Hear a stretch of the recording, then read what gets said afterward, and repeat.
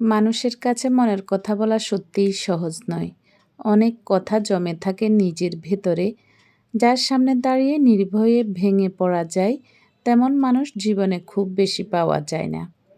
রাতের দীর্ঘ ক্লান্তি আর মানসিক চাপ আমরা কাউকেই সহজে দেখাতে পারি না, কারণ সবার সামনে দুঃখ উন্মুক্ত করা কখনো কখনো নিজেকেই দুর্বল করে দেয়। প্রত্যেক মানুষের ভেতরে থাকে একান্ত কোমল একটি ব্যক্তিগত জায়গা, যেখানে সবার জন্য প্রবেশের অনুমতি থাকে না। সেই জায়গায় কাউকে ঢুকতে দেওয়া মানে নিজেকে নিঃসংকোচে সমর্পণ করা তার কাছে।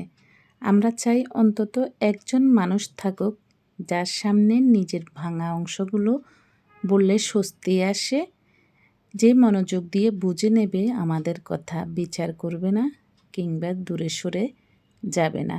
হ্যালো এভরিওয়ান, কেমন আছেন সবাই? আশা করি সবাই ভালো আছেন।